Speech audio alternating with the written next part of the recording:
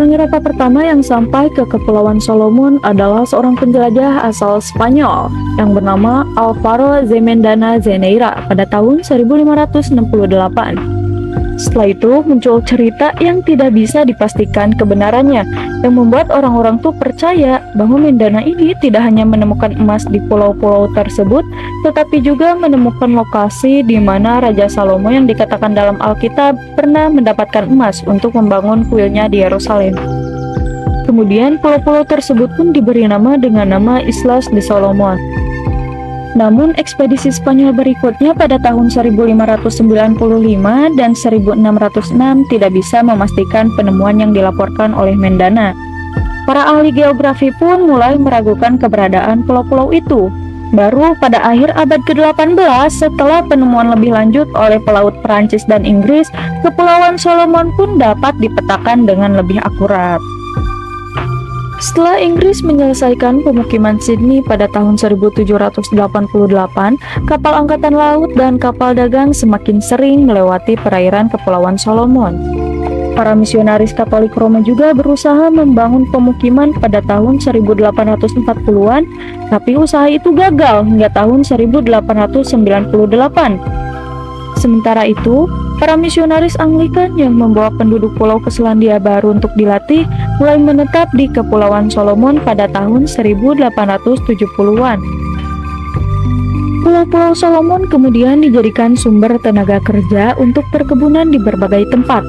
Dengan sekitar 30.000 buruh direkrut antara tahun 1870 dan tahun 1910. Pada tahun 1886, Jerman dan Inggris membagi kepemilikan pulau-pulau tersebut. Protektorat Britania atas Kepulauan Solomon dideklarasikan pada tahun 1893 sebagai respon terhadap pelanggaran terkait rekrutmen tenaga kerja dan untuk melindungi kepentingan kolonial. Namun pemerintahan kolonial dimulai pada tahun 1896 dengan prioritas terhadap pedagang dan pekebun Eropa. Selama Perang Dunia Kedua berlangsung, Jepang mulai menduduki Kepulauan Solomon pada awal tahun 1942.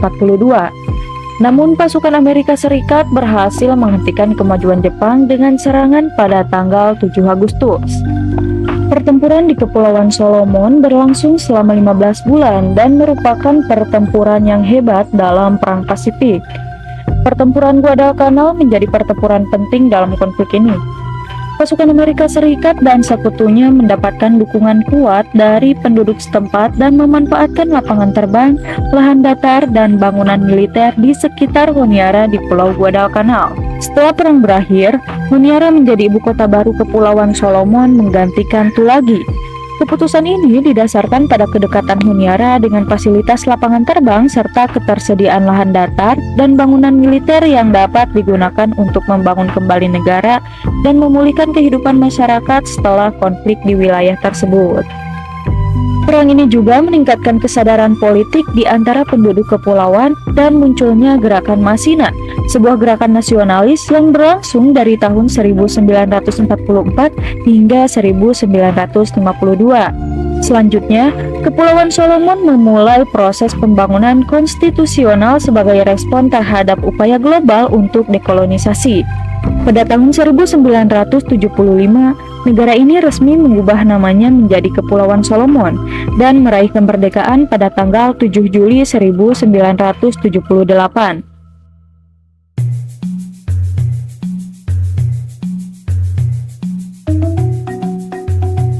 Sebelum kedatangan bangsa Eropa, wilayah tersebut telah didiami oleh suku Maori yang telah menetap lama di wilayah tersebut. Pada tahun 1642, seorang penjelajah Belanda bernama Abel Tasman menjadi orang Eropa pertama yang mencapai Selandia Baru. Namun, pertemuan ini tidak berjalan dengan baik dan Tasman tidak berhasil mendarat di daratan Selandia Baru. Setelah itu, Selandia Baru tetap menjadi wilayah yang belum dijelajahi oleh bangsa Eropa selama beberapa abad. Pada tahun 1769, seorang penjelajah Inggris bernama James Cook tiba di Selandia Baru dalam rangka ekspedisi ilmiah. Ia berhasil menjelajahi dan memetakan wilayah negara tersebut. James Cook juga menjalin hubungan dengan suku Maori yang merupakan penduduk asli Selandia Baru pada saat itu. Kedatangan James Cook ini membuka peluang bagi bangsa Eropa untuk menjajah dan membangun koloni di Selandia Baru. Pada tahun 1840 terjadi peristiwa penting dalam sejarah Selandia Baru, yaitu penandatanganan Traktat Waitangi antara suku Maori dan pemerintah Inggris. Melalui traktat ini, Selandia Baru menjadi bagian dari Kekaisaran Britania Raya dan pemerintah Inggris mengakui kedaulatan suku Maori. Traktat Waitangi juga menjamin hak-hak suku Maori dan memberikan perlindungan hukum terhadap mereka. Pada tahun 1852, Selandia Baru menjadi koloni resmi Kekaisaran Britania Raya dengan nama Koloni New Zealand. Koloni ini diatur oleh seorang gubernur yang diangkat oleh pemerintah Inggris. Selama periode kolonial, Selandia Baru mengalami pertumbuhan penduduk yang pesat dengan kedatangan para imigran dari Eropa. Pada tanggal 26 September 1907, Selandia Baru meraih kemerdekaannya setelah sebelumnya dijajah oleh Inggris sejak tahun 1769. Pada abad ke-19, dengan meningkatnya imigrasi orang Inggris ke wilayah tersebut, penjajahan semakin memberikan tekanan yang dirasakan oleh penduduk setempat. Oleh karena itu, orang Maori sebagai penduduk asli di sana menghadapi tantangan yang besar. Pada sekitar tahun 1840, pemerintah Inggris memutuskan untuk menguasai Selandia Baru. Dan pada tahun itu juga, para kepala suku Maori menandatangani perjanjian dengan pemerintah Inggris. Namun setelah itu, pemerintah Inggris melanggar perjanjian tersebut. Akibatnya terjadi dua pertempuran berdarah antara kedua belah pihak. Pertempuran pertama terjadi dari tahun 1845 hingga 1848, diikuti oleh pertempuran lainnya dari tahun 1860 hingga 1870.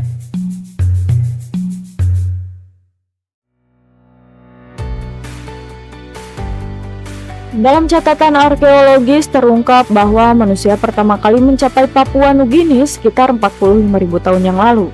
Negara ini pernah dikuasai oleh Jerman, Inggris, dan Australia. Pada abad ke-19, Jerman menguasai bagian utara untuk beberapa dekade, tetapi setelah Perang Dunia I, Australia mendapat mandat dari Liga Bangsa-Bangsa untuk mengelola wilayah utara sebagai mandat Liga Bangsa-Bangsa yang kemudian menjadi wilayah Nugini.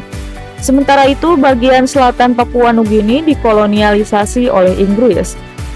Melalui Undang-Undang Papua tahun 1905, Inggris kemudian mentransfer wilayah tersebut ke Persemakmuran Australia yang baru terbentuk. Pada masa lalu, Papua Nugini dikenal karena praktik perburuan kepala dan kanibalisme. Namun pada awal 1950-an, kebiasaan tersebut hampir sepenuhnya berhenti. Orang Eropa pertama yang diketahui mengamati Papua Nugini adalah navigator Portugis dan Spanyol yang menjelajahi Pasifik Selatan pada awal abad ke-16. Pulau utama Papua Nugini ditemukan sekitar tahun 1526 hingga 1527 oleh Don Jorge de Menezes. Meskipun navigator Eropa mengunjungi dan menjelajahi pulau-pulau Papua Nugini selama 170 tahun berikutnya, pengetahuan tentang penduduk Papua Nugini masih terbatas hingga akhir abad ke-19. Pada tahun 1884, bagian utara Papua Nugini dikuasai oleh Jerman dan disebut Nugini Jerman. Pada tahun 1914, pasukan Australia menduduki Nugini Jerman dan mempertahankan kendali militer hingga tahun 1921. Pemerintah Inggris atas nama Persemakmuran Australia menerima mandat dari Liga Bangsa-Bangsa untuk mengatur wilayah Nugini pada tahun 1920. Mandat tersebut dipegang oleh pemerintah Australia hingga invasi Jepang pada bulan Desember 1941 yang mengakhiri pengaturan tersebut. Setelah menyerahnya Jepang, Papua bergabung dalam persatuan administratif dengan Nugini pada tahun 1945 sampai 1946. Papua Nugini akhirnya meraih kemerdekaan pada September 1975 dengan mempertahankan sistem administrasi monarki setelahnya.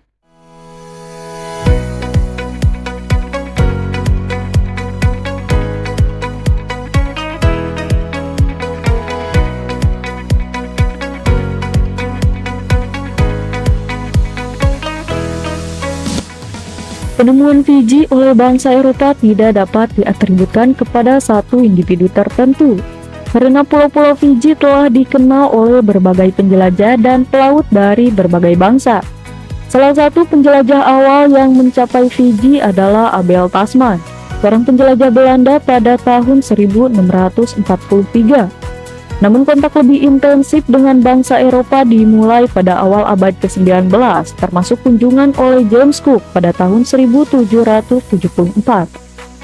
James Cook mengunjungi Fiji dan melakukan pemetaan dan eksplorasi lebih lanjut di wilayah tersebut. Kemudian juga disinggahi Kapten William Bligh dari Inggris pada tahun 1804. Pada pertengahan abad ke-19, pengaruh bangsa Eropa terutama Inggris di Fiji semakin meningkat, terutama misionaris dan pedagang menetap di sana.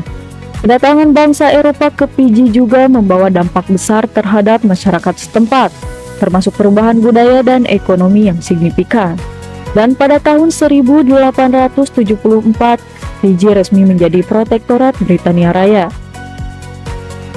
Selama masa pemerintahan kolonial Britania Raya di Fiji, terdapat berbagai kebijakan yang diimplementasikan, diantaranya yaitu Inggris mendorong pemukiman oleh penduduk Eropa, serta pengembangan ekonomi pulau tersebut melalui produksi gula dan perkebunan. Kolonialis Inggris mengimpor buruh kontrak dari India untuk menjadi pekerja di pabrik gula dan perkebunan tebu di Fiji. Inggris membentuk struktur pemerintahan kolonial dengan memasukkan Fiji ke dalam Kekaisaran Britania Raya. Ini melibatkan penunjukan gubernur dan pembentukan lembaga-lembaga administratif. Pembatasan tanah. Inggris melakukan pembatasan dan pengambilan tanah dari penduduk asli dan mengubah struktur kepemilikan tanah. Sementara beberapa kebijakan ini dapat dianggap sebagai upaya pembangunan, ada juga dampak negatif yang timbul termasuk ketidaksetaraan sosial dan ekonomi serta perubahan budaya yang signifikan. Fiji adalah bagian dari Kekaisaran Britania Raya selama Perang Dunia Kedua, dan sebagai wilayah kolonial, mereka umumnya mendukung sekutu. Banyak warga Fiji ikut serta dalam pasukan perang Britania Raya selama konflik tersebut. Pasukan Fiji terlibat dalam pertempuran di berbagai teater perang, termasuk di Pasifik Selatan dan Timur. Tercatat terdapat beberapa perlawanan yang dilakukan masyarakat lokal Fiji terhadap kebijakan kolonial. Salah satunya yaitu Perang Tafuki yang terjadi pada 1867, di mana suku Tui Chakau melawan pihak sekutu meskipun gagal. Selain Perang Tafuki, ada beberapa insiden lainnya yaitu Perang Chacobau yang terjadi pada 1855 dan 1858 yang melibatkan Ratu Seru Chacobau dan suku-suku Fiji lainnya dalam konflik terhadap kekuasaan pribumi. Meskipun demikian, perlawanan-perlawanan tersebut tidak berhasil menghentikan dominasi kolonial. Hingga selama 50 tahun lamanya, Fiji dikuasai oleh Britania Raya dan mendapatkan kemerdekaannya pada tahun 1970. Fiji mencapai kemerdekaannya dari Britania Raya pada 10 Oktober 1970 melalui proses negosiasi diplomatik. Kesepakatan ini mencakup perjanjian antara pihak Fiji dan Britania Raya yang menetapkan syarat-syarat kemerdekaan, termasuk pembentukan pemerintahan sendiri dan hubungan bilateral setelah pemisahan.